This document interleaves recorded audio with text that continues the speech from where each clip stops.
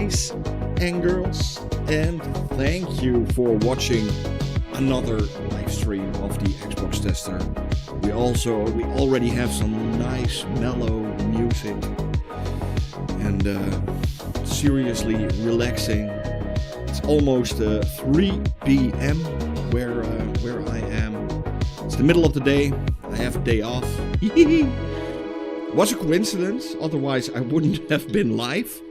But yeah, right now or in like 14 minutes we're getting a showcase from Xbox about everything Xbox they will show, and maybe some surprises. It's a little bit like the opening night we saw yesterday, but probably some new things we can expect. I'm curious. So yeah, will there be more games coming to PlayStation? I think that's the biggest question I got. What do you guys think? You know, yesterday they already announced what's it called? Indiana Jones coming to PlayStation next year, like 6 months later or something. And yeah, maybe more. 6:42 a.m. Oh my goodness. Like to see a new Xbox console, yeah, that would be They should make an Xbox controller for PlayStation. Now that all games are going to PlayStation, I want to play the Xbox controller on PlayStation. But yeah, how's everybody doing? And welcome to the stream. I already see some of my favorite people in the chat, like Hibanabe and Bluegar, Attila, Brian, Andrew, Nightbot. All welcome. Ryu-san, Five Nights at Freddy's, Red Bull.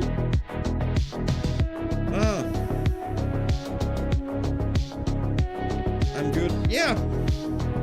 Meine gute Freund von Deutschland, Hibanabe.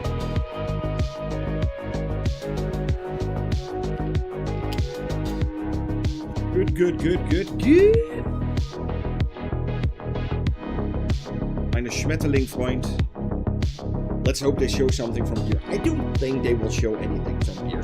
Maybe something from like Perfect Dark or Avowed or Next to Midnight or something. What's it called? I have no idea. Probably some Indiana Jones stuff. Yeah, I'm not even gonna pronounce your name fully. I'm Dutch. I know what that is. Mister. Probably some Doom, indeed. Probably some new DLC for Diablo, the new DLC. Maybe some flight simulator stuff.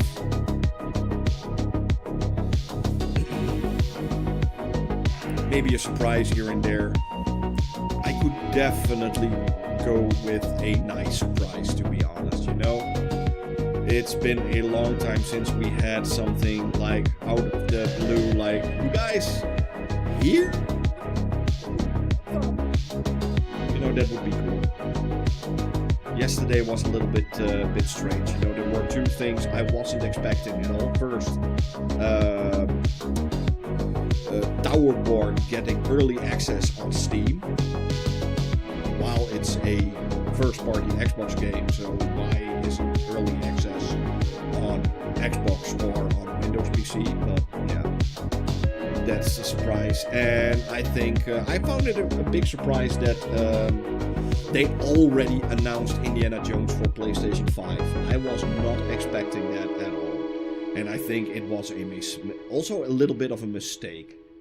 You know, from what I've seen in chats and Reddits and stuff, I hear a lot of friends of mine that are really hardcore Xbox fans. They are all like, yeah, why are we still doing this?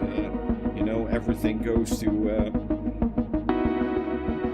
other platforms, so yeah, it is what it is. Yeah, I'm really curious why Xbox is giving away its exclusives. I have no idea. Okay, I will turn the music down a bit, so... This is better, I think, Attila.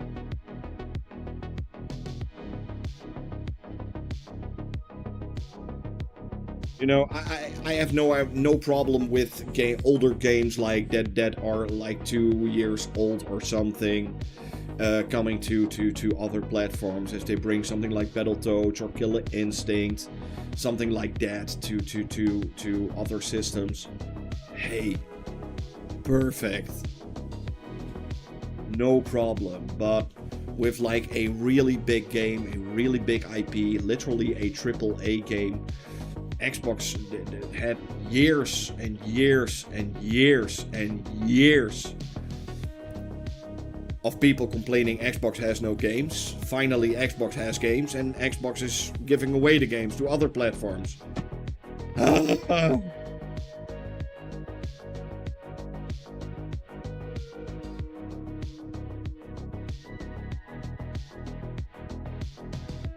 Hey, you're right, Pastuga. It's really... I actually asked this question on Twitter yesterday. Next to Gamepass, what other incentives are there to own a Xbox? You know, I love the controller, by the way, and you know, it's really strange. You know, I have no problem with PlayStation. Let that be first, but I don't find PlayStation a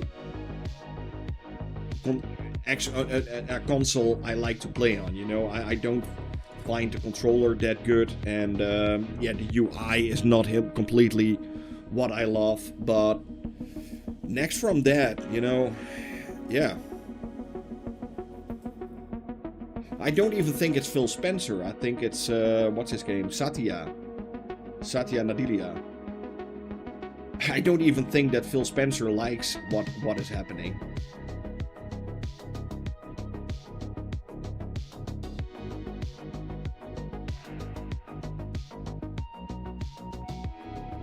It's all a money question.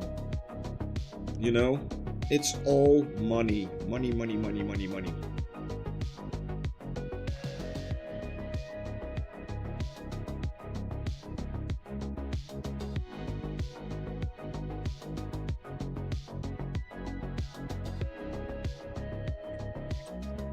Needs to up their game right now.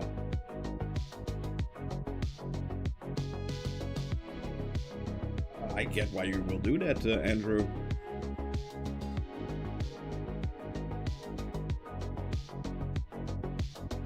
Yeah, Stalker 2, but Stalker 2 is also a timed exclusive. It will also come to PlayStation next year or something. So, yeah.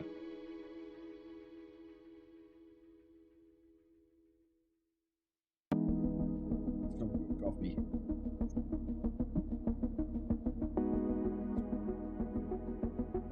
Oh, since a couple of weeks, I got like a super deluxe, hyper modern coffee maker that grinds its own beans and stuff. And oh my goodness, that's good coffee. Oh, I love it.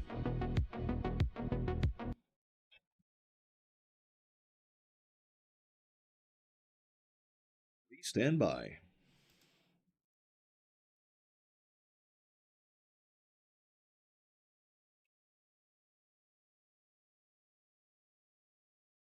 What's happening? Oh. I think something went wrong.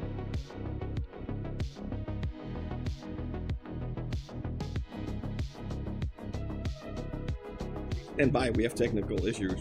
Blue screen of death, just like on on what's it called? On Windows.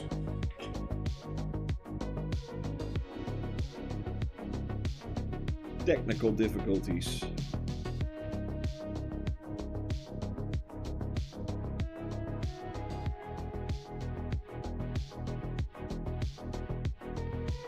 And I ordered myself a new TV today.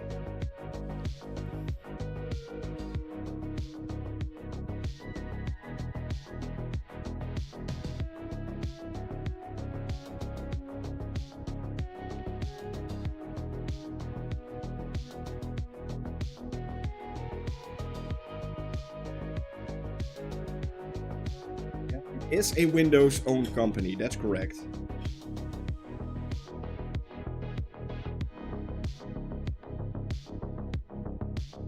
I bought myself a, what's it, a 75-inch, 120 Hz, 4K, Ultra HD, everything, blah, blah, blah, blah, blah. Big-ass TV.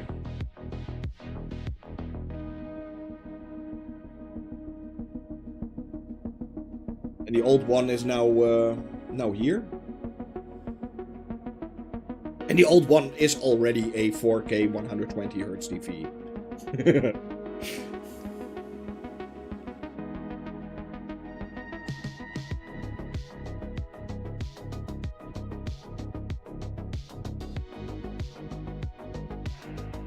That's what we're going to get to see. I hope they will bring something fun. You know, bring something cool to Gamepass. Maybe some older games that were not that are not available anymore.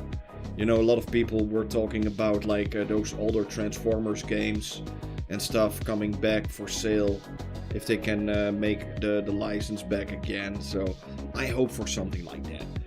But these days, I don't think that Microsoft even cares anymore. They don't care.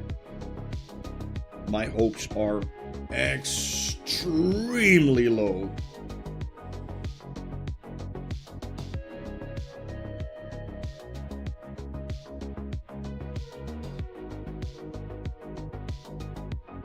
Something like Ultimate Alliance, maybe X-Men Wolverine, Deadpool, the Spider-Man games, the Transformer games.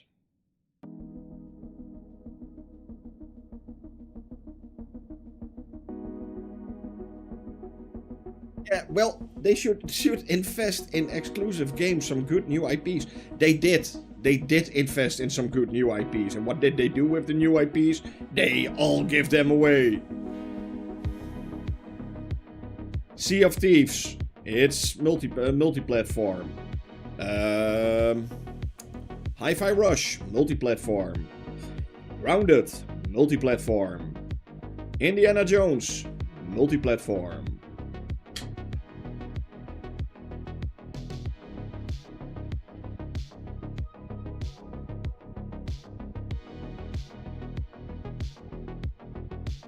You know, and I'm gonna tell you this straight on from now. Avowed is going to PlayStation. Next to Midnight or something, definitely going to PlayStation.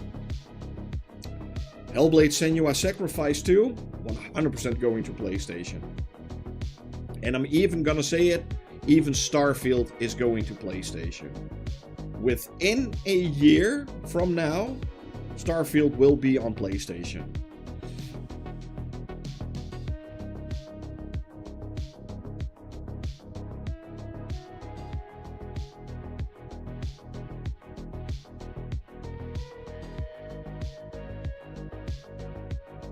Depends, some strategy games are pretty fine with a controller, but definitely not all of them. But then, on the other hand, you can play a lot of games with mouse and keyboard on Xbox Series S, X, and PlayStation. So.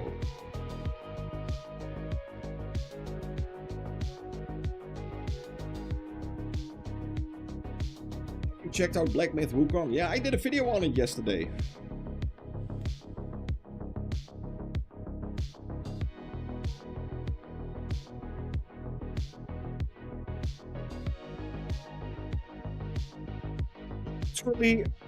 Right at this moment, Hibanabe, I am making the frame rate test for Starfield on Series S. Literally right now, it's at 71%. So after this live stream, I'm gonna record the Series S video on Starfield 60 FPS on Series S. Now, here we go.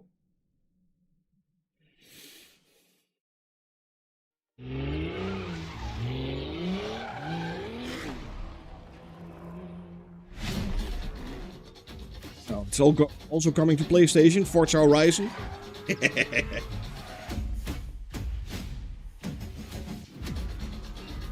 Oh, new game mode, okay.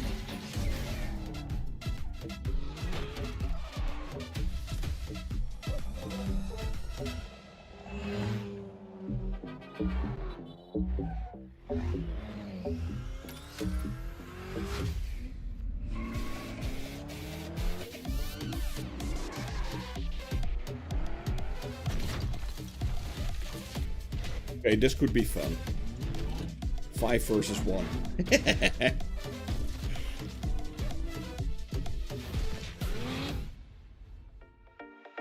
And see, available for free.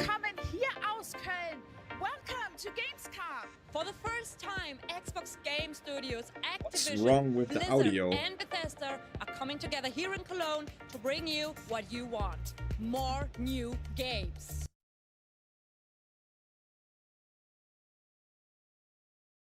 And we've got our work cut out for us this week as we showcase the more than 50 titles Welcome to GamesCom. Play that makes Xbox the best place for gaming. And to do all that, we've assembled an international squad because with this many titles, we need reinforcements. That's right, Lena. You need a crack team of gamers willing to play and properly fan out. I couldn't get access to Gamescom. My channel was too small. That's literally what they told me. And some big announcements across Xbox consoles, PC and cloud, plus all the latest titles from Gamepass and PC Gamepass. You know, in fact, Henry, we've already seen the brand new game mode reveal for Forza Horizon 5. Yeah, I don't care. You know, if they think my channel is too small, hey. On Forza Horizon 5. But first, it's over to Charlie. To help kick off our show, we've got some very familiar faces here with us. It's Sarah Bond and Phil Spencer. Thank you so much for joining us. Even bigger today. than I am right now? How does it feel to be here at Let's hope not. Gamescom presence? It is so much energy here. It's been fantastic to see the fans, to be part of Opening Night Live last night, and to see their reaction. This booth, and I have no idea why we're calling it a booth, because it's not a booth.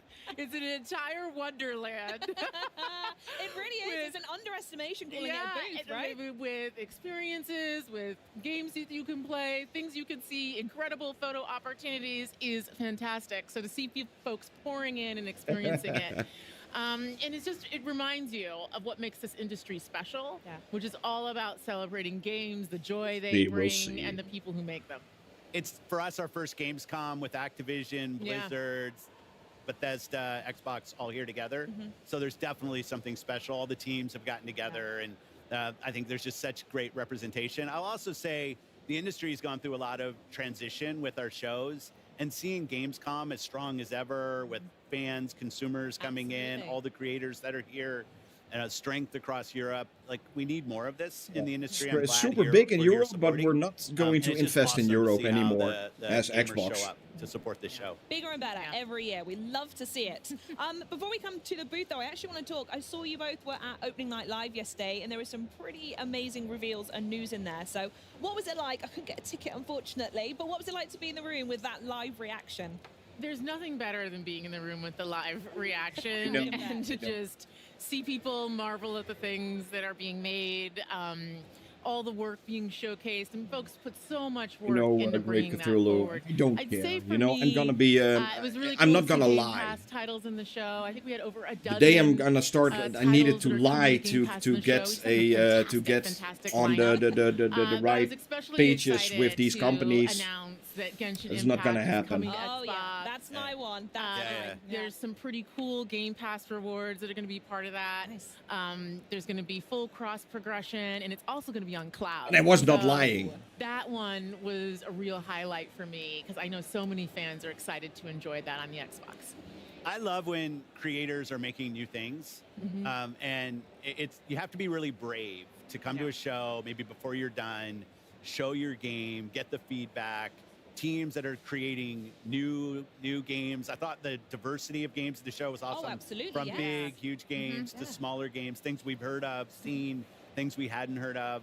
I also have to say Genshin. We got to meet with the MiHoYo team earlier in the day, and they had such excitement for the I feel depressed. Don't be. And it was nice to be able to support that. Oh, fantastic. And obviously, we can't talk about Opening Night Live. We saw some amazing new stuff from Indiana Jones and the Great Circle. I would love to see you on stage with Phil or someone else. Well, first I need more tattoos and I need green hair. Maybe then I will get invited to do a show like this. I mean, I'll start just saying Machine Games is doing such a nice job with that game. I thought it showed really well. And that's the most important thing is quality of the games, teams that are getting support that can go build the game. And it was just nice. The long gameplay segment that they had, I thought was fantastic. Going to the PlayStation announcement, obviously last spring, we launched 4 games, 2 of them on the Switch, 4 of them on PlayStation, and we said we're going to learn. We said we'd watch. I think at Showcase, I might have said from our learning, we're going to do more. What I see when I look is our franchises are getting stronger. Our Xbox console players are as high this year as they've ever been. That yesterday, so I look at it and I say, okay, our player numbers are. But how many times do you want to hear me say it? Our franchises are as strong as they. I really thought it wouldn't make. I still think it makes no sense to bring it to PlayStation this soon. I think it's a really bad decision from Xbox. Because we get a level of support from the company that's just amazing in what we're able to go do. So I look at this, how can we make our games as strong as possible? It is what it is, and on the other hand, more people can enjoy it, so that's always a good thing. So I'm not mad about it. Strategy that works for us. And the last thing I'll probably say is I think as an industry right now, there's a lot of pressure on the industry. It's been growing for a long time, and now people are looking for ways to grow. And I think that us as fans, as players of games, we just have to anticipate there's going to be more change in how some of the traditional ways that games were built and distributed. That's going to change. That's going to change for all of us. But the end result. He's literally saying, you guys, everything Xbox is coming to PlayStation. We're focused on the wrong things. So for us as Xbox, health of Xbox, health of our platform, and our growing games, most important things. Oh, that sounds perfect. Lovely. Now back to the Sounds booth. perfect, I saw you both dumbass. talking earlier before you joined me up here, sneaking some pictures with devs at Frontier, Sega, and GSC Game World. So I want to know, Sarah, specifically what it's like to be working with our partners here in Europe, and what kind of evolution we can see from these partners in the future. The partnership we have with here in Europe is fantastic. We have over 2,000 partners in EMEA actively building games. That's a lot of emails. I know, it is a lot of emails for Xbox, PC, and console and cloud today. We've got over 20 of them here with us. Hey, here David. In the booth. And My it's good just been great friend. to walk around, to see what they're doing. You know, in the end, it's all about games. Let's be We've got the honest. Stalker You know, in team, the end, GSC Game it's World, just back with us, supporting them over about the last games, couple of having years. It's been a fun real with highlight. video games. So to get to be able to play their game again here is fantastic. And We I'm just walked 100% over, with checked out these guys Winterboro. on that Oh, that the little very that nice fact. scale. But They look so cute. I'm very excited.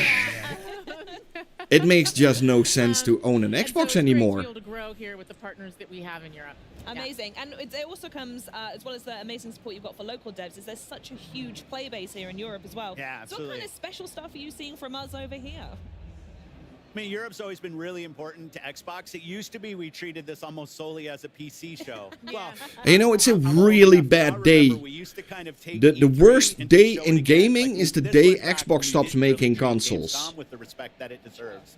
Then we were focused That more would on be the PC. Now what worst we day find in gaming, here because then we is only have putting our games PlayStation, on PC, and on console PlayStation really matches could the literally player base we see in Europe. fuck Like up some the of whole strongest system. franchises on PC are from here. You have I great never use the console F support. word, So the most important thing for but us yeah, is to they're show gonna local fuck support up for the creators, whole put system. games in the hands of people. One thing that's great about GameStop Oh, thank you, is you can Fernando. come and you can That's play the amazing. games. You can feel what it's like to Age play of Empires Stalker 2 and for or all Vessel of Xbox games Hatred to from Diablo. PlayStation. My Like, you mind get is your chance blowing, here. exploding. And Yeah, I think why that's not? something special about this show, and it's so accessible to so much of Europe. I just love that we support it the way we do. Yeah, absolutely. And with the sheer scale that it demands, as well as you were saying earlier, Sarah, absolutely. With our love little it. city here. that we Yeah, have. the little city that we're building. We're the mayors. So I want to speak a little bit more on hardware, as we've gone over it a couple of times here. Since I've not spoken to you since the showcase at all, which is criminal in and of itself. But we saw the 3 new options. You know, for the Xbox it would Series make S and sense X. I was wondering if there's a little bit more PlayStation would about bring Well, some pre-orders of their are starting today. franchises Yes, to Sarah, yeah, they did. Xbox 2. Again. You know, Launching on something like October 15th. Spider-Man. Why is something like We also Spider-Man have not on some very Xbox? cool Why is something like accessibility options Helldivers we're 2 gonna be not on talking more about Xbox? later today. Concord And for holiday came and out the rest of this yesterday, year, some very would have been cool console doing wraps. great on Yes, Xbox. too. You know, games like adorn your those console would as be you may choose. Christmas list perfect. sorted then. Thank Yes. you very much, Sarah. Okay, console options done. We're going to For hear them coming Xbox. just in time for Call of Duty Black Ops 6, which is amazing. Cannot Yeah, wait for looked that. so good Yeah. last night in the show. Yeah, oh my Fantastic. goodness me, it was just The campaign silence. from Raven, I thought was just awesome. Oh, absolutely fantastic. Talking of games, I do want to know though what And they games can you've been keep playing. Is there their anything you've got your eye really on? big Last week we games spoke like about Rotate, God of let's give you an War, update, and The everyone Last knows of that Us, I have Uncharted. 100% Keep them of on Big City. PlayStation, no Quite problem. possibly the But greatest games game that of all are time. made Is there for anything like on your big backlog that you need to catch audiences up on, or anything by coming up soon you wanna PlayStation. dive into? Let's Well, bring the them Game Pass lineup to is bigger, making the audiences. backlog, extraordinarily long. Unforgivable. And it's getting even better this year, both on console and PCs. We've got Aura coming. We have Age of Mythology, Flight Sim 2024, which looks incredible. Oh, yeah. Black Ops 6, of course. Indiana Jones, Stalker 2. Like, it's all like, what, every month there's something pretty amazing. a lot of games. There's a lot of games. We like games around here. But I am would already say the from a PlayStation personal tester. I already have a perspective, PlayStation channel. Super excited for Diablo 4, especially because my father And I've is got a probably the Nintendo biggest tester Diablo, channel. I got 3 fan, channels so in Vessel total. of Hatred, and that Phil. coming up. Yeah, the fact that Vessel of Hatred is coming up is pretty big in their world. And then I am excited to play Genshin Impact on Yes. Xbox. Yesterday I did a video on Yeah. Black Myth We'll have to do Wukong a on proper PlayStation first round. 5. Love it. Perfect. Phil, anything for you? Well, P3 on Xbox Live, people can see what I'm playing. Yeah. A lot of Diablo. 4 right now. My Audio is Fire Rogues, bad again. L100, all my glyphs to 21. Yeah. Having a good time with that. What's wrong with the audio today? With my friends. We can actually come in with some financial funding to help support them investing in, and I just love the color palette, the boss design, just a really, really fun game. Some old school kind of tower defense mechanics. I love that. One of the things I get to do every month is games like those would make sense on a broader games from different ID developers. Console thing. Dreams game I'm really liking. Definitely. Little boy and his toy teddy bear, and kind of a single player type co-op game. It's fun. I'm sold. I think a couple months ago, High Water was a game that's really good. Like I love when or your mother tester. Hey, Xbox AS, I'm finding you really cool, but I'm not doing politics in my my stream. So first time you got a 5-minute ban, and this time you're getting a 24-hour ban. Thank you. And I'm here, so I'm not doing it. My buggy in Starfield. I'm looking forward. I've been asking for Todd for vehicles. Come on, Todd. I want vehicles in this game. I'm tired of walking around this planet. And I thought the trailer for that looked really good last night. So I can't wait to drive around planets in Starfield. Wonderful. And talking of driving, I'm personally, if anyone's wondering, super excited. Forza Horizon 5 is over there. Yeah. It's the game I cannot put down. I have no idea. I literally have no idea what Xbox is going to do from now on. Well, thank you so much for joining me. Thanks so much for the chat. Please enjoy getting your hands on our lovely city we've got here. But so do we get PlayStation? I have no idea. Maybe. Consoles, then buckle up because we want to help you win one. Now over to Bex with more information.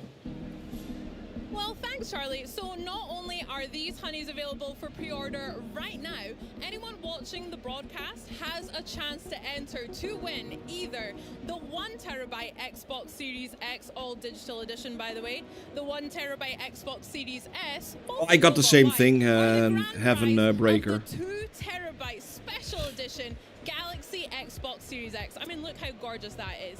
To enter, just head over to twitch.tv/Xbox, check out the rules and all the info in the chat. And best of all, good luck. So, next that up, white Series X looks really cool, not gonna lie. Mode reveal at the top of the show, the hide and seek. We are now going to look at some new wheels that have been inspired by Dallas Maverick star Luka Doncic and, best of all, blessed by the GOAT himself, Michael Jordan. So let's have a look. And they should really give a really cool, amazing incentive to buy a next-gen Xbox console. They should really do something really cool, out of the ordinary, to make it make sense to buy a next-gen Xbox console. The haptic feedback is not that meh. Maurice, can I play my library of third-party games purchased? If they have Play Anywhere, yes. Otherwise, no. Hello, everyone. It is an honor to be here at GamesCom, representing the incredible work of our teams around the world. We have a lot going on here in Cologne on the show floor. Right here behind me, attendees can experience the demo for the Diablo IV. Yeah, but how many games really use the DualSense haptic feedback? 5, 6? During opening night and the best one is still Astrobot. A massive year for Blizzard, particularly for World of Warcraft. The most ambitious creative endeavor for the team since bring World of Warcraft to Xbox. 20 years ago. They have World of Warcraft. They own World of Warcraft. Bring it to Xbox. Look at how many people will buy an Xbox. Ian Hazakostas and Associate Art Director Tina Wang will be sharing more about the team's work on the expansion and the role it will play in the three-part World Soul Saga. Last night, we also gave an overview of some new features coming to Diablo IV, Vessel of Hatred. And we know you have a lot of questions. So Diablo General Manager Rod Ferguson... Are you going to buy one of the newest Xboxes for unboxing? No. With this expansion, and we'll share more about what's coming to Diablo Immortal. We're so excited to be here at Gamescom with Xbox and with all of you. Gaming is at its very best. Games are, well, I tried most games, but... of everyone at Blizzard, Thank you for being a part of our Not many. legendary worlds alongside us. Now, before I go, I want to leave you with a parting gift from the Overwatch team. What would you do if you were head Xbox? I would be incredibly aggressive against other systems. And I would make Xbox a really, really, really big brand. And I would invest in exclusives. I would invest in more marketing for the console. Especially in Europe. Make the system a little bit cheaper. I just need a minute. Instead of more expensive. It is so hard to say goodbye to the only home I've ever known. I understand. That's how you bring. That's how you make a brand. They need to make a brand. They need to start again. Next stop, Earth. What's your favorite coffee called? Black coffee. Initiating boosters in 3, 2, 1. Control? Our sensors indicate an external issue. External? So no Forza 2 PlayStation. But you have to hurry. Yet. The show is not completely ended.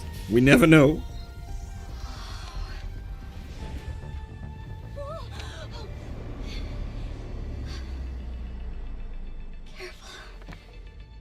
Do you think people will still buy an Xbox after that? There will always be a group of people buying an Xbox. But I do think that there is a big group of people that won't be buying an Xbox. I think I see the problem. Copy that. Okay. This is nothing special. Why? Because, you know, 95% of gamers don't care about exclusives. What? 99% of people buying consoles don't care about exclusive. It's a really small group of people that actually care about exclusives.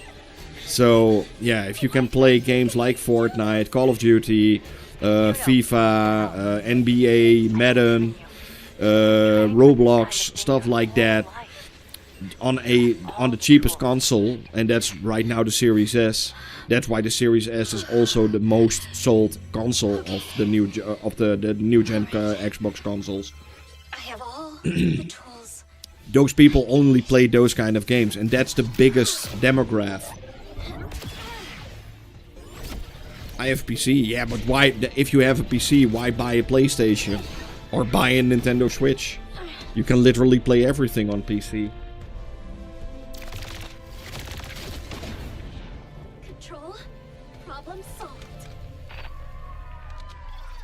No, but nobody was expecting the Series S to outsell the PlayStation. You know, PlayStation has a much bigger name. Happy life on Earth, sweetheart. Always remember, I love you.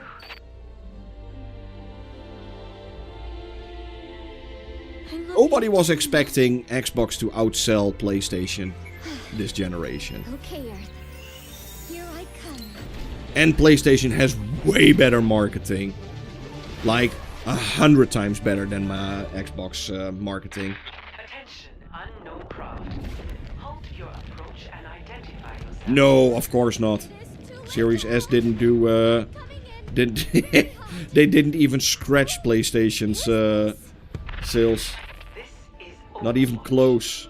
I think in total or something right now it's like 50 or 55 million PlayStation 5 sold. And like a total of...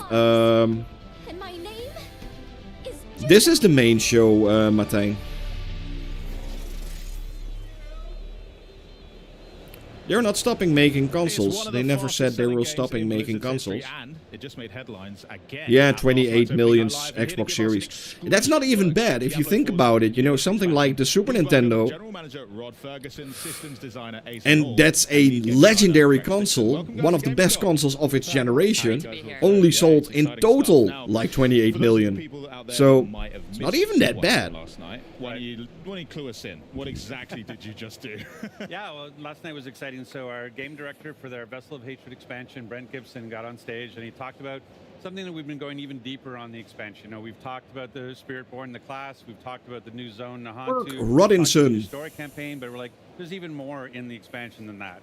And so we really want to get into like different ways that people want to play the game. And so we introduced the Undercity of Kuras, which is our new dungeon, which Rex will talk about. We have the audio every time. The audio is so strange. Now, let's talk about them for a sec, because this is a brand new gameplay feature. We'll talk about new class and all that kind of stuff in a sec, but Mercenaries seems really interesting. You showed off like this vignette with 4 different characters. I mean, introduce us to them. Who are these people? Why did it feel like the right time to bring it in now? But the Xbox 360 was a lucky shot. So I think like the franchise has a legacy of, you know, followers and mercs, and we wanted to really reimagine that formula. And so we added this feature called Mercenaries to the game. There's 4 mercenaries that you can recruit. One is and let's be honest, they completely effed up with the Xbox One announcement. The Xbox One announcement did so much damage to the Xbox brand that we can still feel within the Merc Den. You can find these quests. You have to go the drawback from the announcement of the Xbox One till this day, like 10, 12 years later. We can still feel the moment they announced the Xbox One. Players never have to feel like they're alone again, because now they have this friend, this partner who can adventure with them. And so one of the ways that you progress your merc is you have each that damaged the brand so incredibly much. You can sort of pick and choose which skills you want them to have. By saying everything got DRM, nobody can play games, and you need to have Kinect 24/7 online. Every game needs to be online 24/7, and yeah, they completely effed it up. Benefits, and they can kind of grow in power. And so once you go back to the Merc Den, you can actually... Yeah, it was only TV. That for real, the Xbox One was not a bad console. It had some amazing games. I still to this day, I think it's a better console than the PlayStation 4. At least it didn't sound like an F-35 taking off. You know, the Xbox One was an amazing console in that... Yeah. But... it was a disaster in marketing. So there's a lot of depth, a lot of fun, and some great storytelling in the Mercs feature. Just to check, so Mercs, you can... Oh, that's cool. Yeah, it's already been here on TV in the Netherlands, Fernando. Try them all out, see which one works best for you. Correct, and you can mix and match your combos. And PlayStation 5. No, it's not on... You know, first of all, they already had the name from the PlayStation 4 era because they won that, like, insane. They didn't even had any competition from Xbox the whole PlayStation 4 generation, and they have an amazing marketing. You know, I see it here in the Netherlands. You know, there's one person, no, 2 persons right now doing all the PR for the whole Benelux. 2. PlayStation has a complete team of like 5 or 10 people that are doing the PR for PlayStation here in the Benelux. That should say, that's saying so much. She's just totally wild. She's a butcher who's also a former cannibal, which is just crazy. Yeah. And I love playing aggressively. You know, I love building momentum and moving forward. And she has a kill streak mechanic, and that complements that very nicely. I like it. Rod?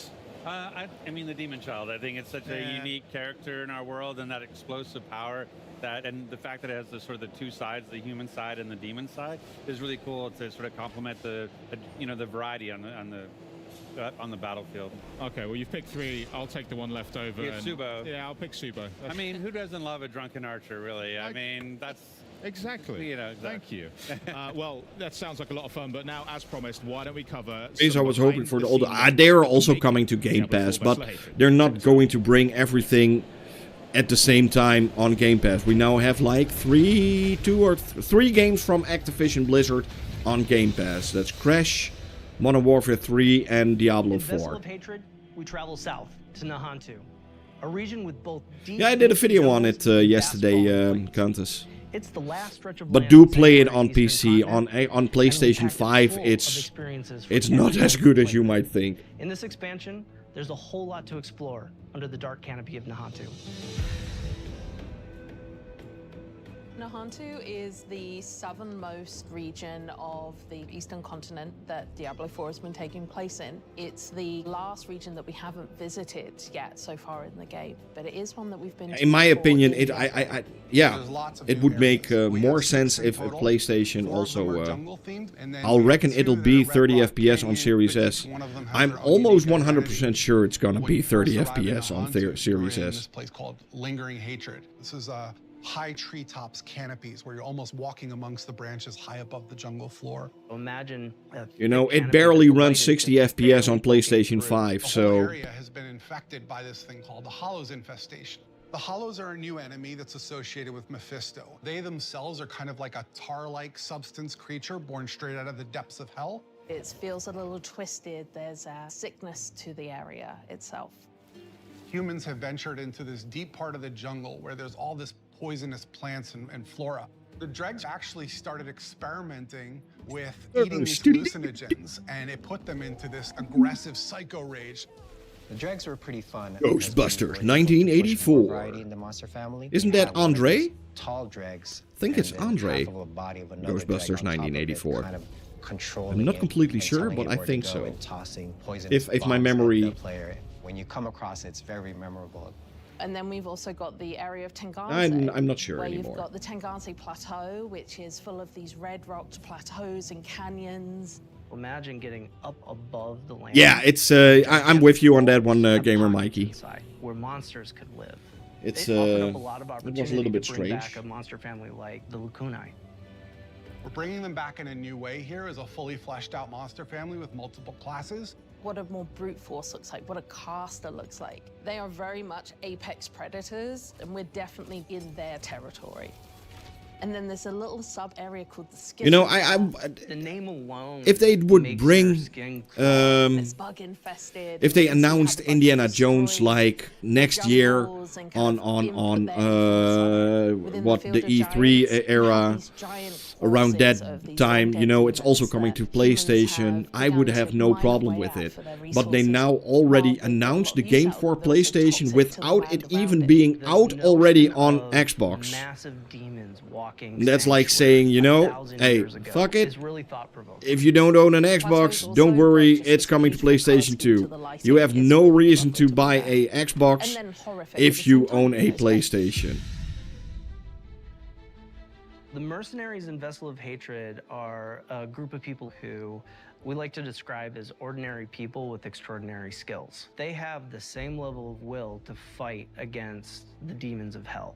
And there's 4 mercs that you can collect over the course of the campaign. It starts with Rahir, a blacksmith and a shield bearer, is a more defensive fighter. He's able to go in there and soak up damage, use his shield as a bulwark against the enemy. You meet him early on in the campaign, and he's one who introduces you to the mercenary network. You end up finding acquisition quests for 3 other mercs that you can find throughout the course of the story. Subo, the drunken archer, is going to work really well for people who want someone who's out of the main melee, in the back, offering utility. My good friend, how are you? Then we have Ariana. By the way, also a really cool channel to check out. If you are into Xbox and indie games and stuff, go check out Carnage's channel. Big shout out to his. It's an amazing channel with a lot of information. Magic user who can transform himself from human form to demon form and join you in combat.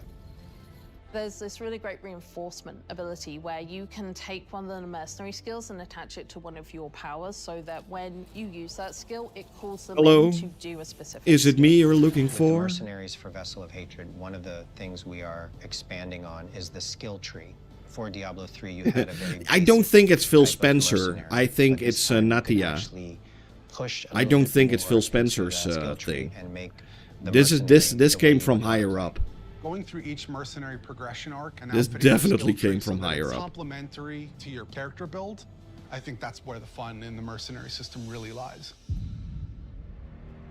You know, at the start of this year, they had an interview with Phil Spencer where we literally said, no, Starfield and Indiana Jones will stay Xbox exclusive. He literally said those words. With your party members to solve the challenges and face the first Khazra hordes within. One of the outcomes of the Mage Wars is this giant crater and all the souls that were kind of lost in it from those wars. The goal of the first Khazra, who are kind of the original Khazra, they're using the powers within the Citadel found within this crater to perform experiments to try and bring back their dark And not gods. even half a year later, he needs to, come back on his words. So, what happened? Never to be seen again. So it's clear that whatever they're Yeah, I think it's Satya fruition, Nadella. and your job as the players to get in there and stop it. Citadels are a place Yeah, where we if you take start lying what to is your the best part of Diablo, audience, to combat, your and we test it customers, in a different way, that's a which is really adding bad in thing. Cooperative mechanics that you have to manage on top of that.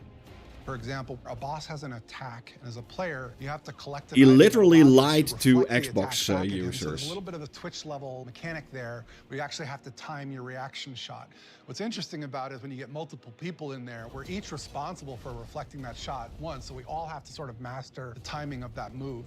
You can't do that kind of thing without coordinating as a team, and that's sort Shut of the up. example of what Show me Citadel something gameplay else. feels like. I'm done with When Diablo. designing the Citadel, we designed a lot of I don't really care. cool bosses. And so one of the things that we did is we took that design and made like armor sets for each of the classes. That way you feel like you took their armor and you feel like you're wearing a little bit of them after your victory. We also have a currency that's dedicated to Is there so Citadel, much, where, as you play through, a vendor can be interacted with to buy custom cosmetics that are unique to the Citadel. You can play with 2 people, but the ideal experience is for 4. In order to facilitate that, we've built an all. Yeah, it would be. I said it. I've said it before, and I'm gonna say it again. The moment Xbox stops making consoles, will be the worst day for console gamers on every platform. Enjoy that cooperative gameplay. I cannot wait for players to get into the world. It would be a really bad day for gamers on PlayStation, because PlayStation would have a monopoly. They can ask insane amounts of money for their games.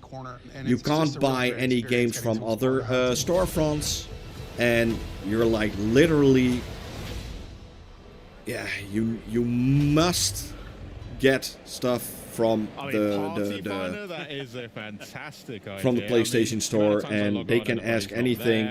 They don't need to do any service anymore. Who needs friends anymore, right? So, there was a lot in that. I want to talk specifically. Oh, 100% the Elder Scrolls is coming to PlayStation 5. Endgame activities. That's a really creative way to bring players together and actually work things out. So tell us what actually will players I think Gears of War will end up on PlayStation. Earn some rewards. At this moment, So it's really a unique model. I for have us. no And idea. again, I'm not Dark gonna say Citadel is anything built anymore. towards I have endgame, no idea. And we're doing more in Vessel of Hatred to push But the players day they will through the bring campaign stuff like into the Forza, endgame, Halo, where we or think some of Gears the to best content PlayStation, is. So yeah, Dark that would be a Citadel will really require strange at day least for 2 me. players to get through, and requires a lot of communication between players to overcome challenges. Every week there's going to be updated rewards. I understand There's if always a PlayStation reason to wins. go back PlayStation and do it already again, won because there's the gonna be some console new war. stuff in there, including one very big fan requested feature, which is our scroll. It's not even a competition anymore. You'll be able to apply the scroll and get all new tempering charges on that item. So I know everyone's very excited about that. And Dark Citadel's the best. Yeah, that's place to go to also. get that. I was complete. Tim, you are completely right. PlayStation just announced that Horizon Forbidden West is so on October 8th, is disappearing from PlayStation Plus. Vessel of Hatred. Like, and season 6 what? is going to have a ton of content. Why that's, should you bespoke. It's delete totally separate and a unique to season 6. PlayStation first-party game from your subscription players, service? Awesome. That makes We're no gonna be sense. talking a lot more about the details of the content of season 6 in the coming months, but there's not gonna just be new content coming in season 6. Alongside season 6 and Vessel of Hatred, we also have major Play handheld PC. Yes. I got a ROG Ally. Specifics, surely. You're teasing me too much. What else you got? Yeah. So if you're familiar or you've played Season 4 Loot Reborn, you know we did a lot of itemization changes. updates that kind of fundamentally altered a lot about how you're playing the game and how you're getting rewards. The scope of the character progression changes that are coming in Season 6 are, it's the same. Like, it's the same grand scale. There's a lot of changes coming to character progression, a lot of improvements coming. I'd love to talk a little bit about from Maurice. Australia or Austria? Paragon changes that are coming with the character progression updates. Yeah, so really when we were thinking about these changes, we took a bird's eye view and we wanted to think about how can we make there are two houses. Australia, okay. Of how they want to interact with the challenge that Diablo IV provides in the game. We wanted to make sure that you could opt in to your challenge level that you're comfortable with so that you can set your own pace in any activity throughout all Plays Diablo. Well, I actually completed Diablo. Applied basically, you know, if you've played Season 4 Loot Reborn, or you've played I had a lot of fun with that game. Familiar with the Profane Mind Cage. Super cool game. That's an item that allows you in the Hell Tides to up the level of the monsters, up the difficulty, but you get more rewards as well.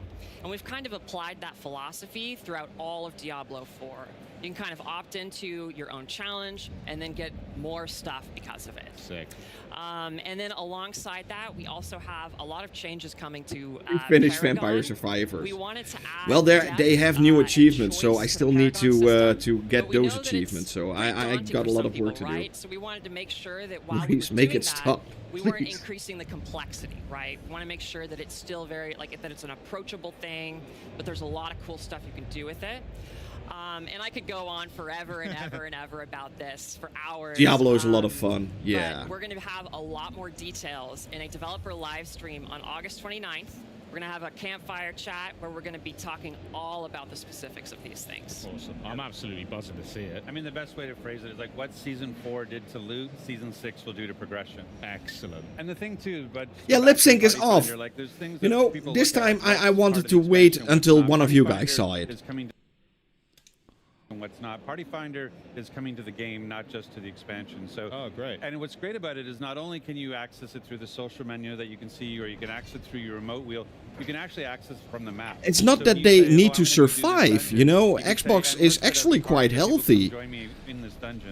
That's the strangest thing, you know. Xbox, they have shit tons of money.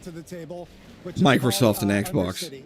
It's not that they have to survive or anything. The timer runs out, and that mode has modifiable rewards. So you get these things called tributes, and depending on which tribute you use, you can modify and scale your rewards with the difficulty. It's a really cool mode. We're really excited, and one of the reasons Microsoft wants more money. I think that's the problem. Right? People love our game. They love Nightmare Dungeons. They love Whispers. They love Hell Tides. But what we really want to do is make sure we have enough canvas so that every user can find something that is uniquely suited to them. And that's what you know, Doom the Dark Ages, when they showed that game off, and it was on PlayStation, I was like, yeah, sure, why not? You know, it's Doom. Doom should be played by everybody. It's a legacy title. Makes sense. Diablo makes sense. But Indiana Jones, yeah, no. What other activities can players get up to whilst they wait? I mean, really, it's jumping into Season 5. You know, like you were talking about, Season 5 continues the pace of Season 4. You can level up really fast. It's very exciting. The Infernal Hordes is a great new mode. Which is fun. Like, you know, it's sort of a horde mode where wave after wave are coming after you. You can go and fight the Fell Council to get your rewards from that. But that's really the big thing. And like, just even if you haven't played, if there was a contract with Bethesda, why didn't they say that like when they announced the game? Like, you guys, they still have a contract with Disney that the game also needs to be on PlayStation. So, and at the beginning of the year, they actually literally told people the words literally quoted by Phil Spencer, Starfield and Indiana Jones are Xbox exclusive. But with last night, we actually added 2 more. Where not only do you have Angel Wings that we had before, we added Demon Wings last night. So if you've already, so if you've already pre-purchased, you'll get your Demon Wings are coming, or they're there. But it's a good time. And then we actually added an Send regards to Argentina. Well, regards to Argentina, okay. So if you haven't, jumped in yet, or if you want to add an extra month. Yeah, good question, Dawson. Why is Spider-Man not coming to Xbox? It would only make sense in my opinion. And I already got my code last night. I watched the show, got back to my hotel room, and there was my code for a month of Ultimate. So it was awesome. Now you got to find some other games to play while you're on that as well. Yeah, in between Diablo. And, is that possible? I don't know. Best part is a lot of people always think that Sony owns the rights to Spider-Man. That's not even true. Can't wait to see the Season 6 drop as well, and Vessel's looking great, new class as well. I mean, thank you so much. I don't The know what else I'm only gonna play in the thing meantime. You guys Sony owns from Spider-Man are the rights to make Spider-Man movies. PlayStation doesn't own the rights to make Spider-Man exclusive in gaming for PlayStation. So if Disney would say, hey, PlayStation, if you want to keep the Spider-Man license, no problem, bring it to Xbox, they need to do it. This is one class with this amount of variety that I can apply to it, and so you can go in and double down on the Jaguar, like my shirt says. Like, if you can be a Jaguar, be a but Jaguar. Microsoft also has a license to Indiana Jones, so you can mix and match. You can be half centipede, half gorilla, and create really cool mixtures and unique play styles. And so, it's really exciting to watch. That's why a lot of people always talk about something like Spider-Man could come to other consoles, because it's a license that's not owned by a console company. Rex, Aislinn, thanks so much for joining us. Changing gears now, though, we are, for those of you who have been counting down the days to September's Diablo Immortal major update, we've got a sneak peek at the making of Immortal's hellish bosses. Because they had a license, they licensed Spider-Man for that. But last year we got Marvel, I already saw somebody, Midnight Suns, Marvel Midnight Suns. It had Spider-Man also on Xbox. Experiences aren't something that you can get in any other game. We are giving players this heightened sense of horror. We have to deliver the player with experience that they're the hero. I think the spectrum of bosses that we have definitely hit everybody's personal horror stories. So we're like 50 bosses now. Some of our bosses in Immortal are incredibly deadly, and we're really proud to be able to actually have the ability to bring Diablo back into our universe. Everything that Diablo does, everything that Diablo says needs to be unnerving, terrifying. It is going to be a very, very difficult battle. The music changes, the environment. I don't even think it's 10%. It's like less than 1% are idiot fanboys. The process of designing a Diablo boss is usually quite organic. It really depends on the boss. Sometimes it starts with a cool mechanical idea. Sometimes it starts with kind of a narrative germ. The story team is going to It's right now, Tim. In terms of like, what is the fiction behind the boss? And so what is the feel behind the boss? In some zones, we are going to lavish incredible build-up on a boss, especially the final boss.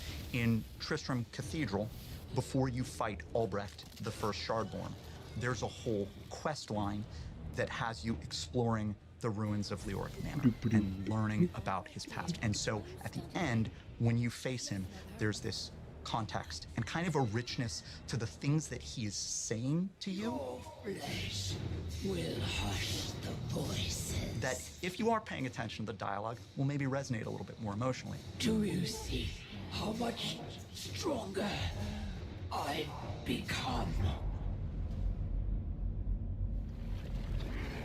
Once they have the mechanics down and how they feel the battle should go, then they get all that together and then it gets passed off to art. When it comes to designing a Diablo boss, there definitely is a long list of visual elements that we go to. Spikes, demon horns, rotten skin, decaying skin, burnt skin, different diseased skin. How do we stretch the skin out to make it look really uncomfortable? We take different parts of the body and then we twist them in very uncomfortable. Can you go fast? You know, I'm actually watching the chat. I think the chat is more interesting than what's happening on screen. The intention of creating Diablo bosses is to instill a general feeling of unease. So no problem. Dreamcast was an amazing console. That's I love the usually Dreamcast. the comfort spots. We have so many different representations of evil and horror, so no matter who you are, no matter where you're from, you can always Audio is bet off again. that there is something in our game that is going to terrify you. Did I do something wrong? Wait a second. So we have many different kinds of bosses in Diablo Immortal. Bosses that are almost too big for the level. They're not mobile. You only see the top half of their bodies. We have tanks where the main goal is to just get this big. We have co-op bosses that are, you know, better with friends, working together as a team to really take on these puzzles that the bosses present.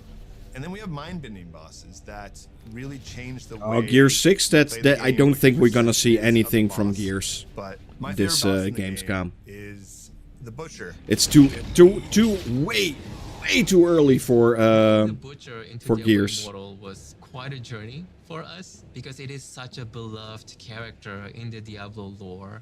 You know, when I was playing Diablo 1.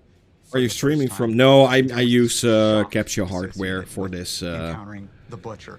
I don't ever stream anything or record anything directly on my Xbox itself. Like this before. What the hell is happening? I'm dead. I've got really expensive hardware here. The real Butcher from the first Diablo, so it was kind of like, how do we bring him into our game, and what can we make more special about this particular encounter? Our Butcher is super intimidating. He's a gigantic boss. You guys have no idea, but I'm literally surrounded by 5 screens in total right now. To die. He's just shoving his guts back in. He's got the chain that he throws. He's got the rush. He's got the fire coming out of the ground. And it's just a fun, nostalgic fight.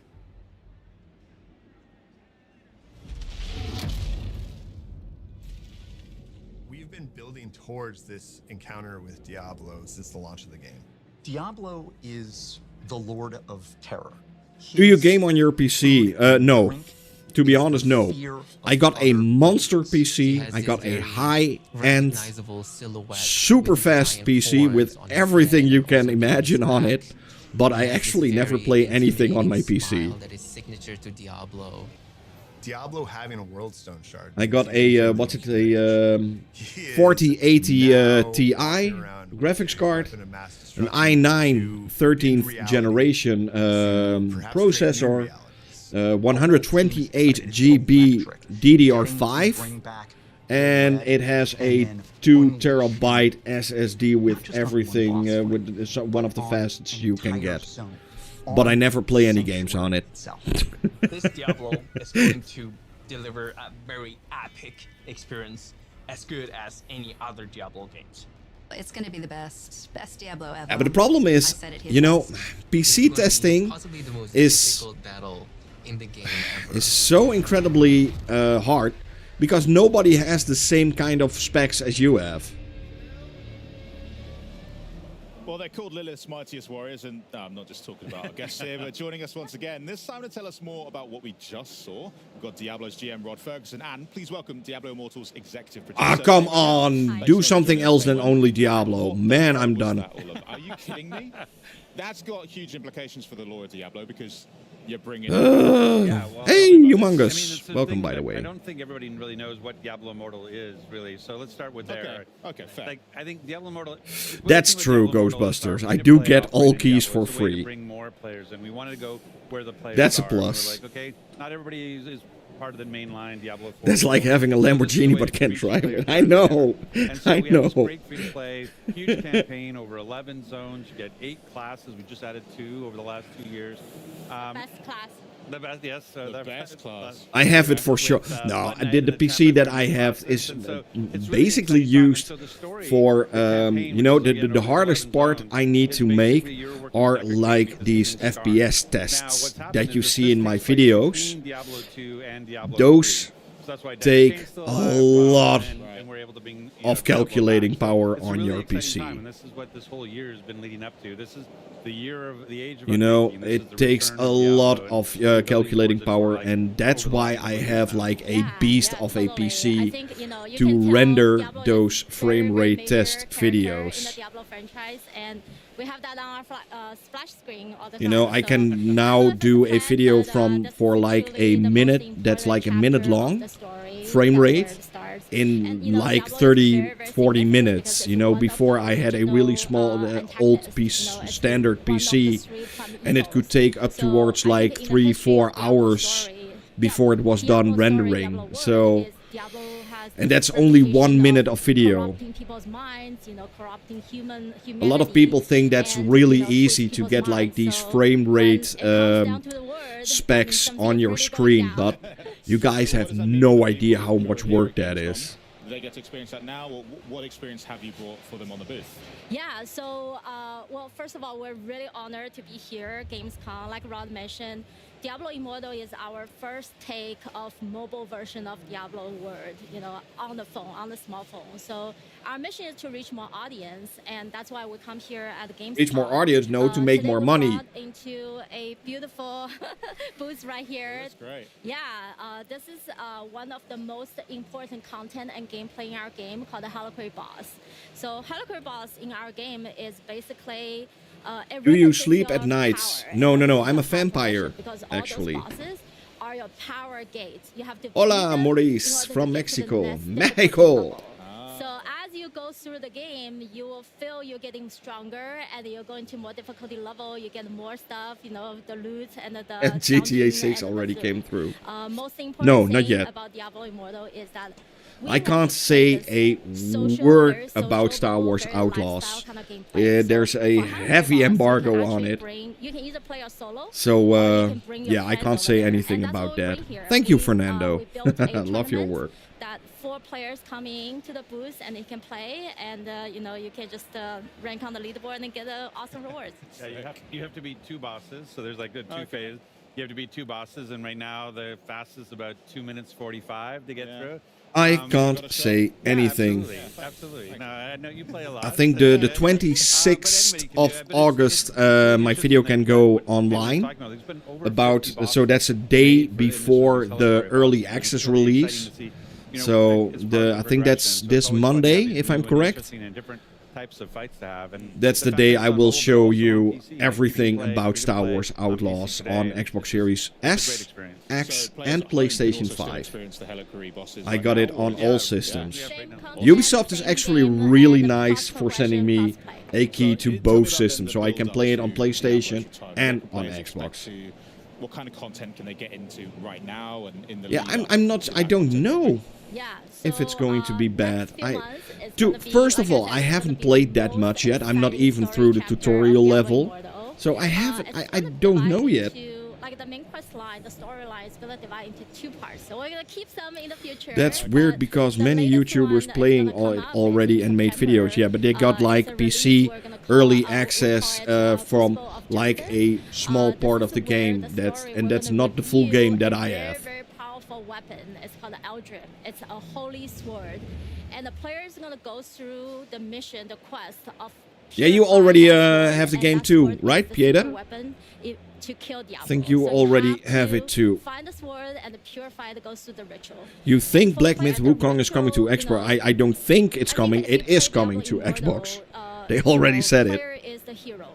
You play the hero. You save the century. You save the humanity. But the century is corrupted. You have it on PC and PlayStation 5. Cool. Players as well. So the ritual of purifying this Eldrim is actually. Yeah, I got it on PS5 and Xbox. Player that they willing to sacrifice themselves for the humanity, and that they want to prove themselves to be worthy to use the Eldrim, the holy sword, to kill Diablo. So that is the first part of the September release, and then we're gonna save the second part to the December, our holiday time, and we're gonna release the second part, which is the most exciting part, that you're finally gonna face the Diablo. And with the Diablo boss itself, we also introduce a amazing zone. It's called the War's Crown.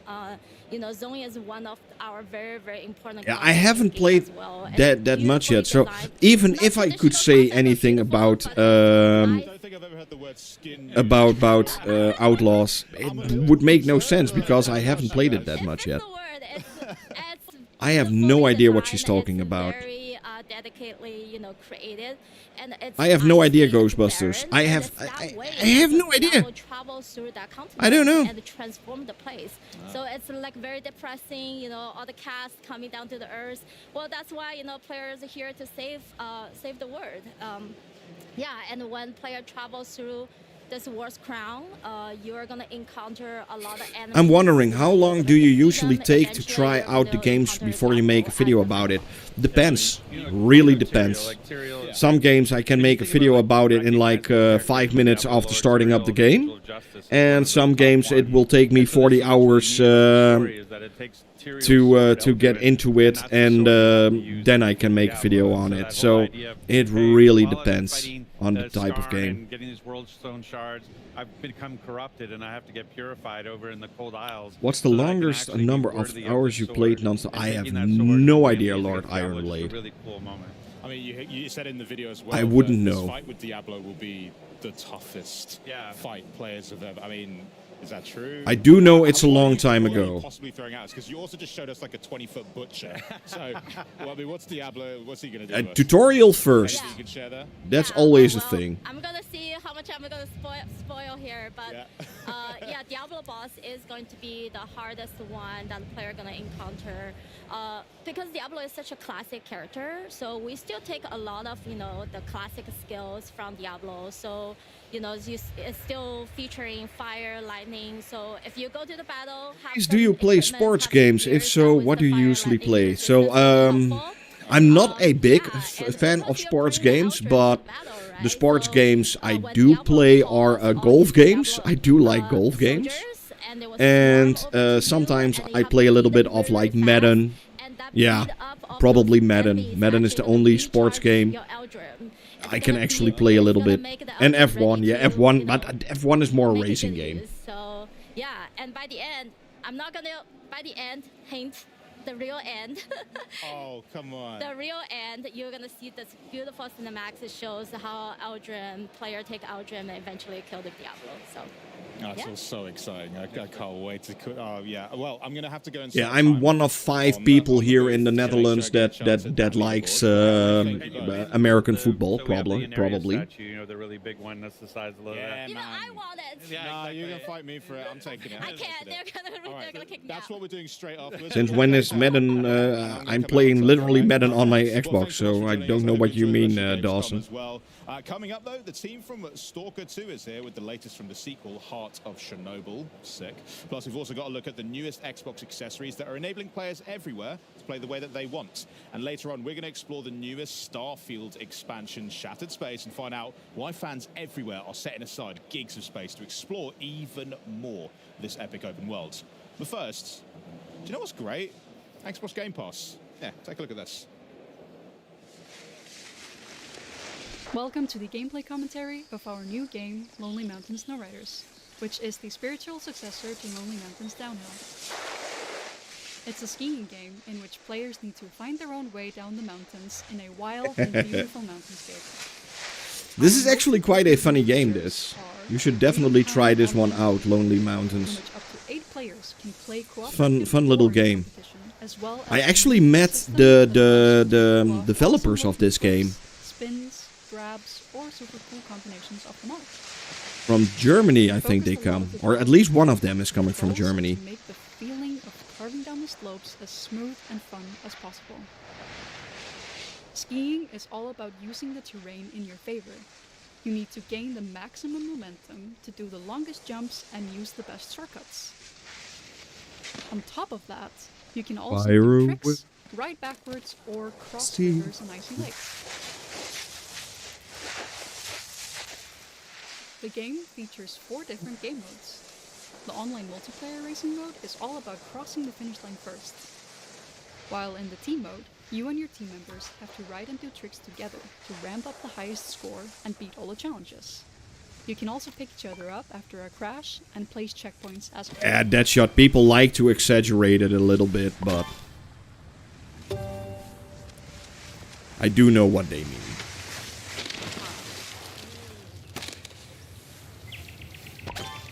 If you want Xbox tester, what would you be going instead? What?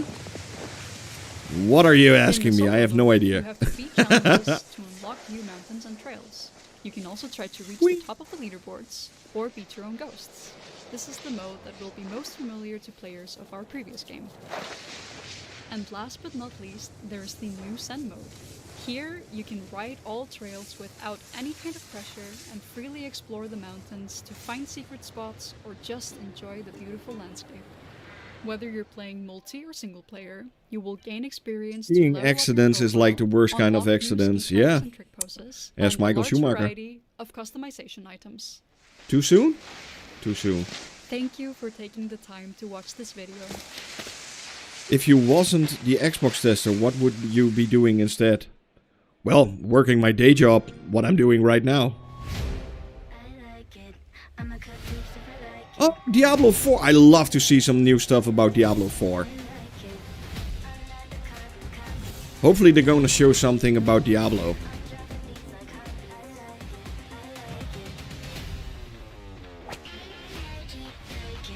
Ah, okay.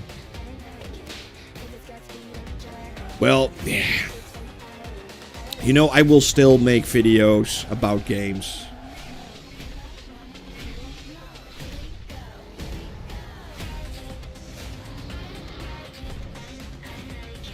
Oh, I would definitely, if I was the CEO of Xbox, I would definitely take over the world.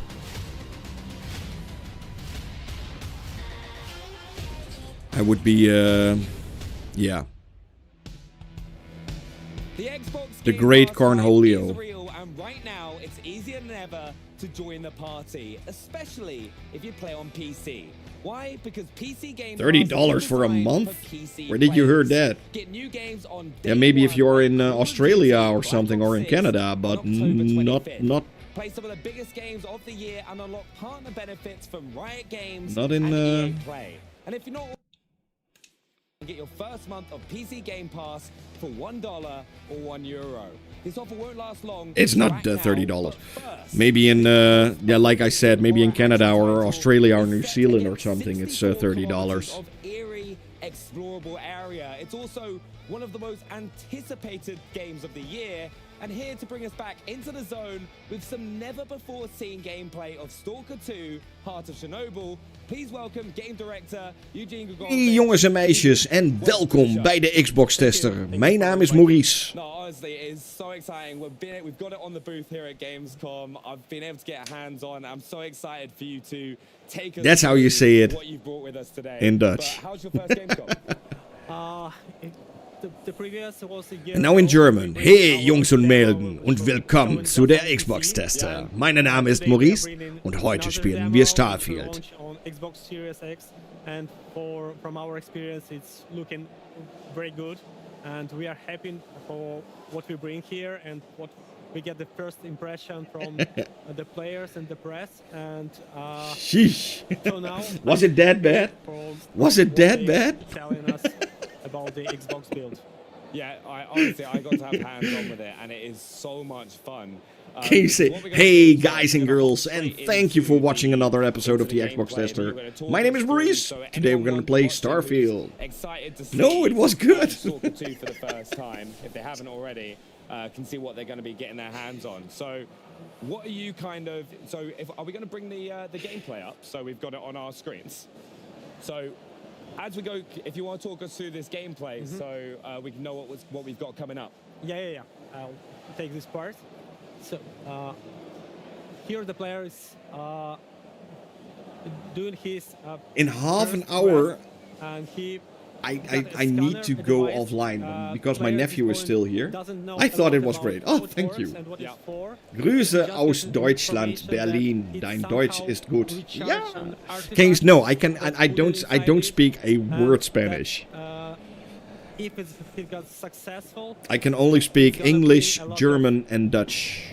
A lot of, let's say, money. Yeah. Maybe something else. So at this point, player don't know what is the goal of the character, why he's doing it, and he's learning the story about your character also by doing this quest line. Because this Sunday it's the end of Gamescom. Here, isn't it? At the start of the game. because I had so much fun. I get what you mean. When did you start your channel? Well, my channel was already really old. I had my channel for this. I started it in I think 2013, but I never really did anything with it. You know, it was just my channel. And but in this concept with being the Xbox tester on this channel, I think I started with the release of the new gen console, so 2020 or something. Found you a player, and it's amazing. As well, I'm not coming from England or America or anything. I'm 100% Dutch. Turning on and off, and like you can also like lean around corners, can't you, to kind of like engage fights from like a bit of cover. Yeah, so it's very important in this game to have a proper tactics. You should hide a lot. You should use your medkits. You should survive grenades. Because AI I always love it when I see movies and like American movies, and they have like a Dutch character, but they let this Dutch character speak German, because a lot of people think German and Dutch are the same language, and they are 100% not the same language. often lead you to If I speak Dutch to a person from Germany, they are looking at me like, I found that it's like a big part of what? it is like looting. So what kind of things should people be looking out for when they're looting? And Brazilian, by the way, is Portuguese. we are losing our No, it's not even the same language family. No, it's Dutch is really a hodgepodge.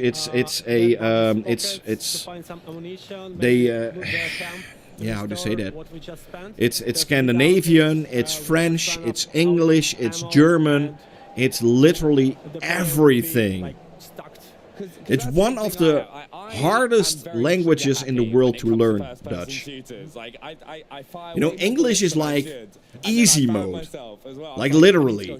When I went to school, I had like really bad grades for Dutch, but really good grades for English, you know. English is so easy compared to Dutch. Oh my goodness. It's a shitty language. Is not because you just want to find some items, but because it's interesting to discover this abandoned place where was some living some time ago, and where is some like the guy in Short Circuit, Benjamin. He wasn't. Yeah, but that's you've seen that so many times already. Looking for the corners, and it's beautiful. Even there. German is easier than Dutch. Surprisingly find Trust me. stash there, because it's an Stalker stashes. They use some stashes for their. If you know about the extra letter the Germans use, that's the ringel S, or like the B that sounds like an S. If you know that one, you're like 50% good with German. Very rewardable, because you can get a huge equipment boost by just, Yeah, ringel S. Building you didn't expect to find anything there, but it could be there. That's what I found. I found myself like an assault rifle when I just had a pistol to start with. I was like exploring buildings and found that. But the game also, it looks amazing. How do you guys call it? Is it? Did I say it correct? Ringel S?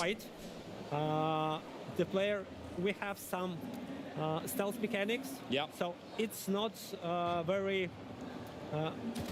As you used to have a stealth in the game, it doesn't offer you like ability to be invisible for enemies. No, they will see you and shoot you, but at least it allows you to. Hey, get, Pixel Baby. Slightly closer. Scharfes find better S. position Okay. to start In the German, fight, Scharfes S. or maybe to start initiate. The fight Ringel with S the is good. grenade. That's how you learn in school. Yeah, that's how I learned it in school. Ringel Easier S. for you.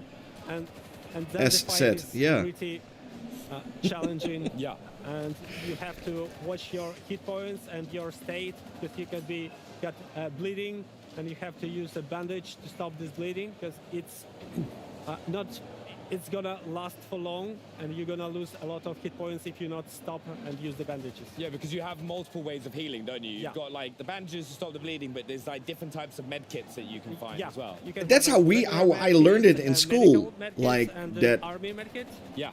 Asset. And they The letter provide B is additional boosts, but asset. mostly Okay. it's restoring I hit learned points. But in school also, if that they you're call it not in a the ringel fight S. and you just needed to recover a small portion of health, you can just eat, and it will also bring you a small portion of hit points. See, that's what I love. How to evade questions. No, I love going to school. I was such a disaster in school.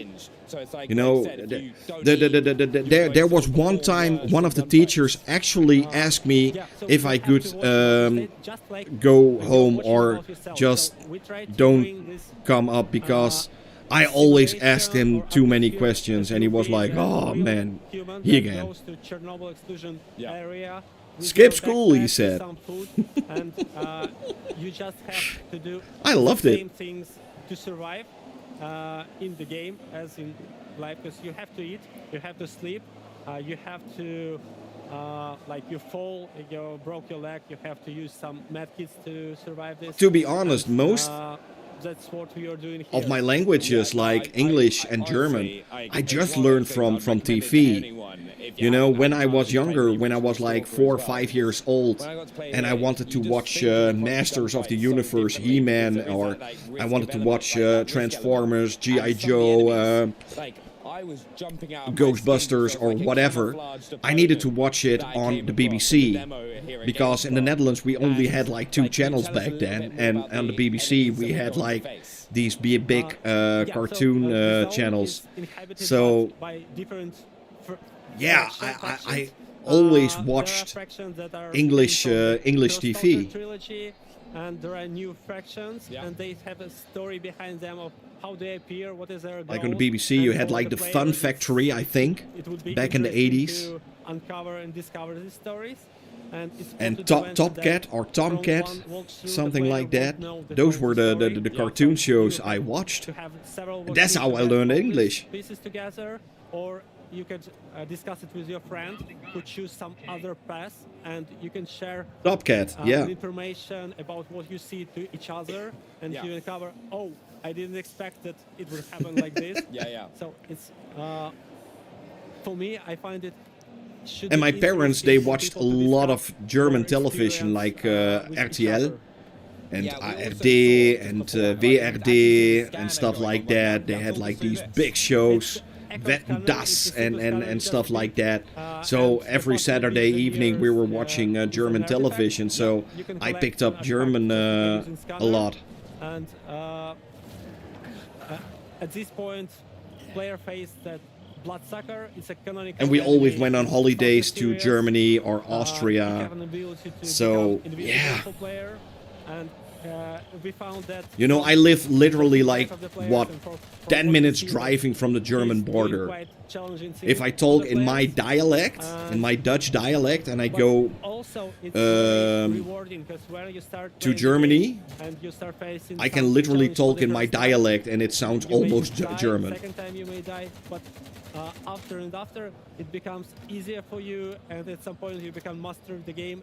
Everything is easy for you, but it takes time to learn the game. This terrified me. Like, honestly, I was there going like, wait, at first I was like, what's attacking me? And I was like, how do I counter this? And I was like, suddenly realized there was a camouflaged opponent attacking me. It's like, I love that in this game though. There are this really feels like a game that should be played on PC, if I have to be honest. Whether you're like fighting these sort of enemies, and then I was like looting everything. I became like a loot goblin. When I first saw you, I thought you were from the USA. Nope. I've never been to the USA. Stay alive. And there is also a lot of pieces of content just near the locations. This is not a main quest. It's often not a side quest. It's just some encounters or narrative little stories to bring. You know, I've been to a lot of places. I've been to the Middle East. I've been to Africa. I've seen almost every country here in Europe. And but it's not a fake world. Yeah. It's full of small pieces. And for me, to Asia. I've never been to Asia, and I've never been to. The world map is so huge, so even for me, going back to some locations make me to America. Peter Griffin. Also, so for me, it's also like I feel the same wow effect when I discover something for me. You really get rewarded for spending that time to look around the world. Do you and fight try and chickens? find No, why but I those do eat them. caches, and it's going to pay dividends. Yeah, it's one of the main goal in making this game is to bring. Come on over, I'll show you around the US. Allow player to be as he wants to be. Yeah, I think the closest I've ever been to America is probably GTA.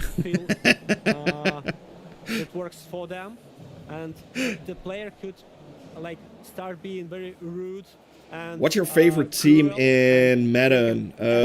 Different in this game as like Wow, now I need to think. Want to be Yeah, I'm one of those guys that's always for the winning team. So I think the 49ers are doing really well. So even being cruel is rewarding. But there is a balance. Like the game will also punish you for something. No, 100%. And I think one of the main things is for everyone who's been watching and wants to get their hands on the game. It's November. Are you masters of the Chiefs? Yeah. Also good. Are you Masters of the Universe figures originals from the 1980s? No. These are all reissues that I got here. And that's a series called Originals. Origins. Sorry. But thanks so it's much all. You can get Stalker 2 Half Chernobyl on November 20th. And of course, I both got them here. Stinker and Mossman. Gamepass as well. But now to a new line of Xbox accessories, making a splash here at Gamescom. Take a look. But thank you so much, VJ. Thank you. Thank you. Play video games. Yeah, Stinker and Mossman. Pew, pew, pew. Leo has issues with his motor ability. He doesn't have access to a lot of things. There's so many disabled people that deserve a shot to be like everyone else. I want to be a part of Got this original underpants from the 1980s. I'm taking bits. Bits. Wow. Yeah. Pixel. It just clicks. That's something. This is a joystick. I manipulate the character, and this is how I'm going to move myself. The Mossman is actually quite cool. It actually has fur. It literally has fur on it. This is my thumbstick topper. What's the freaky deaky do is You that? can get different sizes, and this is what I use to make it easier to maneuver. The new Xbox Pro controller. Then you can go somewhere else and get it printed. Be yourself, design it how you want. You're playing with your Xbox controller. Right side, right side. With the Xbox controller assist, when he needs help, when he gets stuck, I can at least hit the gas for him. Then he can control the rest. Having the joystick levels the playing That's field. pretty cool. You know, I'm always for stuff like this. This is 100% cool. He enjoys winning and will definitely let you know when he does.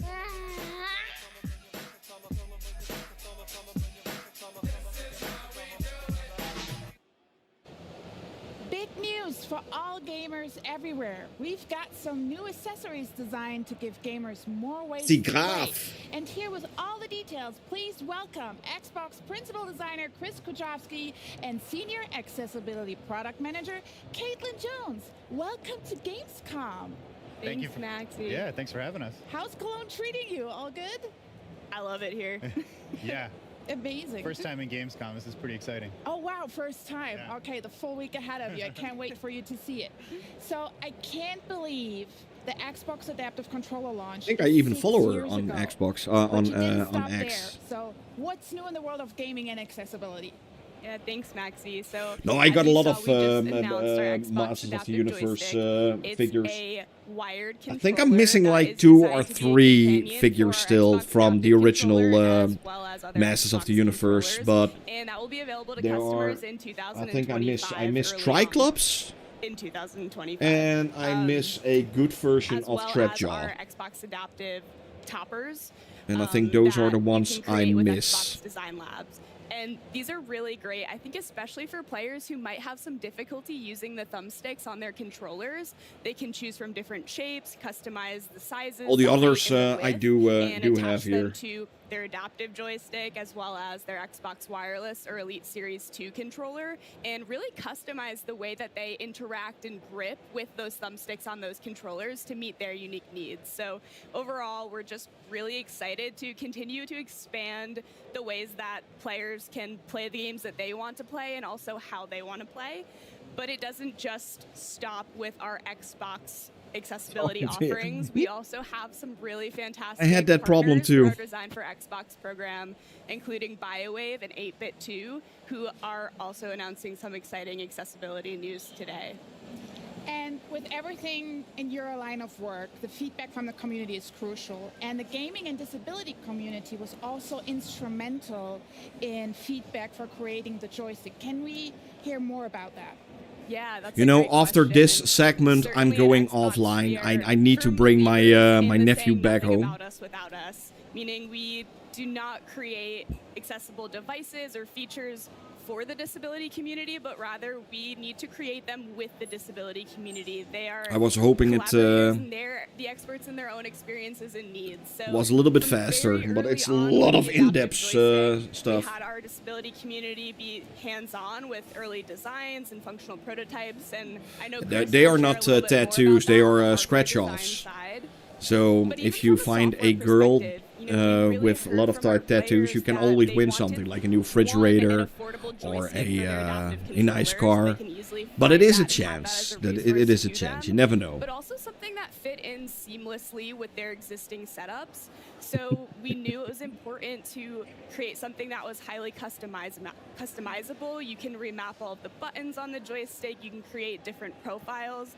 You can connect it to your Xbox you're breathtaking adaptive too. controller for a full adaptive setup. Stretch and sniff, but you can yeah. also use it without your Xbox adaptive controller. You can plug it directly into your console or PC and use it alone. I once had a girlfriend, and she had like a little seashell and kind of play that way. on her So, thighs. all in all, the disability And if community's you involvement is put your absolutely ear critical in on her everything that we thigh, do, and we're so grateful you to could have them literally as smell the sea. collaborators and designers in these processes.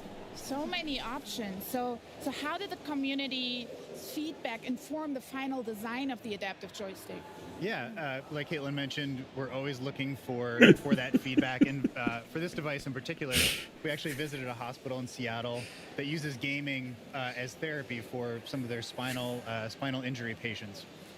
So what that means is we went there with a box of prototypes. Oh, thank you, Chio. Got feedback on the grip size, the shape, the number of buttons, where the buttons I'm also were glad to see located. you here. They liked some of the stuff, they didn't like some of the stuff, and that's exactly why we're there. One of the most important things that we took away from that meeting was the importance of having You know, those are the kind of jokes that could cancel you these days. Stable if you're not able to hold the controller in your hand. So we added this threaded insert here that's the same one you'd find on a camera tripod or actually on the adaptive controller as well. And so that really allows you to use non-hand body parts with the controller easily. So we took that feedback and then used it to iterate on the design. Wow. I bet you wonder how I got cancelled with my channel from every game publisher. I told a joke about seashells. We do both of those things. Usually, I like to start making something that goes in your hand by making it by my own hand. So we'll take a block of foam, carve that away. We'll take a 3D print, add clay to it, and then sand it away. Really, you guys should know how I am in real life. I'm really bad at making jokes. I'm like a walking dad joke. You know, I constantly make dad jokes, like really bad puns and stuff. But I try to be a little bit nice on the channel. This maybe sounds obvious. It's an Xbox controller. It should look like an Xbox controller. So many of the adaptive products that gamers have to use, they might look like hospital equipment or something you have to use rather than something you'd want to use. Like Xbox makes cool products. We want our gamers to like want to use the products, and so using the same form language, the same color, material, and finish really helps it feel like a part of the Xbox family. And that goes a long way in removing some of the stigma that's associated with using adaptive products. And that's a really important thing that I think design and Xbox brings to the table here. Yeah, it looks very well next to the adaptive controller, traditional Xbox controller. So good job. Good job. One question. So I heard the rumor that the idea of the 3D printable topper files came from an internal hackathon event. Is that true? That is true. Very similar to And he the smokes, Xbox points adaptive finger, controller, user, years or ago. worse than, yeah. The adaptive thumbstick controllers were born from a hackathon project. So hackathon is a week where Microsoft employees get to take a break from their day job and work on a passion project. And this particular team was inspired by really the high cost of adaptive accessories and doing custom setups like that. So knowing that 3D printers are a lot more available. If you know how to use the 3 seashells, you're a legend. A great range of products that offer gamers a lot more options to customize their setup just to exactly what they need. And so much goes into the creation of these accessibility. Yeah, the lip sync is awful, but like I said, I have to go in like 5 minutes or so. I do think that this is amazing Yeah, very stuff, similar to the adaptive joystick and all and I of our other really love accessibility that they are offerings. doing We, it. Again, partner directly with the disability community, specifically a lot of hospitals and gaming accessibility charities. Yeah, now you know. that we're doing a lot And of knowing is really half the big battle. work. So we worked with them directly and kind of just asked, what are the most common shapes and designs that you all are creating or that you find work best for your players, and that's actually what informed the final 6 shapes that we have available today. So very direct, working with them and getting that feedback. Something that we also learned, though, by working with them is that, not everyone needs a full-on adaptive I was watching Demolition Man like a couple of months ago, and it's like literally like, yes, now. Be the difference that allows someone to play longer, more comfortably. It can also be the difference whether you can play all together. So based on that, we did want to create something that was available, discoverable. After watching Deadpool versus Wolverine, it even made more sense because they literally unfroze Wesley Snipes this year. To easily connect with these hospitals or these more tech-savvy maker communities or charities that are customizing these designs and printing them. And also, not everyone at home knows how to 3D model and customize their own shapes at home. So with the Xbox Design Lab platform, it's as simple as picking your shape, using sliders to adjust the height and the width of those shapes, and you're given a free 3D printable file that you can then take to a printer. If you have access to, you can use a 3D printing service, and it's as simple as Simply customizing Demolition from Man there Society. with no modeling knowledge required. I love that. But what I love more is that You learn something new every day. It just came to me. Yeah, Demolition Man is not a sci-fi action movie. It's actually a documentary. Can you share about a little bit more who you're partnering with? Yes, and I will say I am just personally so grateful and excited that we do have so many Design for Xbox partners who are just Simon really says committed use to my making pronouns. gaming for everyone. Yeah. Some of the specific partners that we've been working with recently on the accessibility front are The only thing that I have so back in May, in my possession that uses pronouns or is my car. Sometimes I park my car on like a special spot for electric cars, and I got a really big sticker on the back of my car that my Toyota Aygo is identifying himself as a Tesla. So, yeah, I do use pronouns. Floats all boats, and we're just excited that our players have more and more options within the Xbox ecosystem to really choose what works best for them. That's a lot of great news that you have today. So is there any place where we can look up all of the accessibility offerings? Yes. Yeah, my nephew is patiently waiting. I'm going offline because he also needs to work in like an hour or so. And it's 4:30. I'm going offline. Thank you for watching. Hope you had fun. With me, at least. And I will see you guys soon in another one. Till next time. Thank you so so much Bye. for making our booth accessible so everybody feels welcome. Thank you. Thanks, Maxie. Yeah. Coming up, we'll get a look at the first